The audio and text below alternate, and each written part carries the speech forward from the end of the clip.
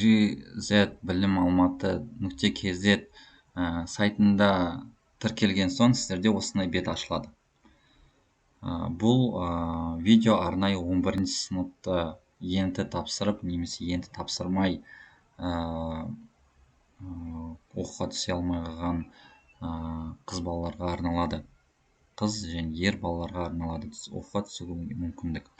Мына жақта сіздер тестілеуден өту, яғни сіздерге ең жақын мамандықты қандай екенін білуге мүмкіндік беретін тест бар. Соны өтуге мен сіздерге кеңес беремін бірінші. Екінші, сіздер әрі қарай басасыздар.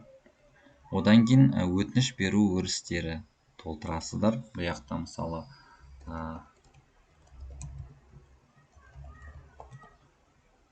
білімі, мысалы осы жақта сіздер 11 сынып таңдайсыздар. 11 міндетті түрде. Оқу тілі, мысалы қазақша, иіндарыңызды жазасыздар. Мысалы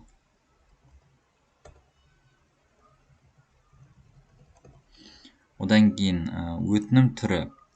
Осы жақта мысалы сіздер осы бірінші ол орта буын және қолданбалы бакалавр мамандарын даярлау, яғни 4 колледжді таңдауға мүмкіндік береді. Екіншісі ол бір колледжді ғана таңдауға береді, бірақ ол жақта сіздер сұхбат өтесіздер, собеседование.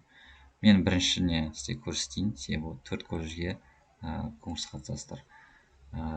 Екіншісі жақсы, себебі ол жақта конкурсқа қатыспай тікелей түсіп кетуге болады. Телефон, бірақ ол жақта сіздер бірінші барып көрсету керексіздер. Және сіздер көп балалы отбасы, мүгедектер қатарында сондай справкаларыңыз болу керек. Ата-аналарыңыздың нөмірін көрсетесіздер, немесе опекундарыңыздың. Мына жақта аттестаттарыңызды таңдайсыздар. 11-дің аттестатын. Мен кез келген бір құжат таңдаймын, соны көрсетейін сіздерге. Мамандық пен колледждерді таңдаңыз. Міне сіздер 4 колледж таңдай аласыздар. Бұл жақта сіздер, мысалы, міне осы мамандықтарға сіздер грантқа түсе аласыздар 11-ден кейін.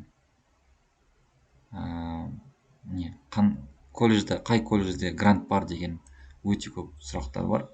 Осы колледждерде, осы мамандықтарда грант бар, бәрінде грант бар. Мен сіздерге осыларға түсуге кеңес беремін. Тігін өндірісі, мысалы да. Бұл қай колледжде? Сервис және технологиялар колледжі. Мысалы мен таңдадым. Уже конкурсқа қатысамын. Мектепке дейінгі тәрбие мен оқыту ұйымдарының тәрбиешісі. Мысалы, осыны таңдаймын. Ол тоже 11-ден кейін грант. Міне, нөмір 1. Осы тоже грант. Осы жақтан таңдайсыздар өздеріңізге ұнайтындарын. Бағдарлама қамтамасыз ету. Программистке балалар сұрайды. Евразиялық техникалық колледжінде мысалы грант бар 11-ден кейін. Сіздер соны түсіп соған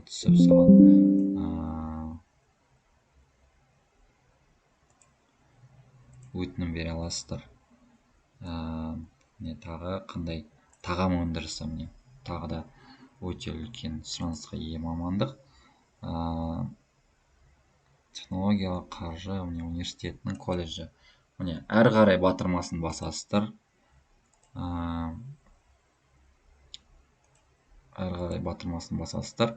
Және де аттестат бойынша бағалар. Аттестаттарыңызға қандай бағалар? Мысалы, қазақ тілі 5, алгебра 4, әдебиет 4, информатика 5, мысалы, химия 5, тарих 5, биология, мысалы, 3 болса да көрсете беріңіздер, себебі мүмкіндік өте жоғары түсіп кетулеріңіздің. Сіз қабылдау квотасы бар адамдар қатарына жатасыз ба? Мен жатамын десеңіздер, мысалы, топтағы мүгедектер болса, егер көп балалы отбасылар болса, сондай таңдайсыздар да құжаттарыңызды тіркейсіздер. Мен кез келген құжатты сіздерге көрсету үшін ғана барлығын таңдап жатырмын. Құжаттарыңызды тіркейсіздер, әрі қарай батырмасын басасыздар. Міне, болды, сіздер енді тіркеліңіздер, қазір сіздердің тіркелген беттеріңіз шығады. Яғни қай колледжерге таңдадыңыздар, қандай ақпаратпен, және тағы да басқалары.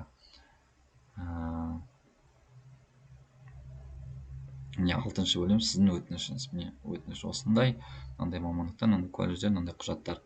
өтінім жіберу басасыздар, болды. Сіздер грантқа, колледжге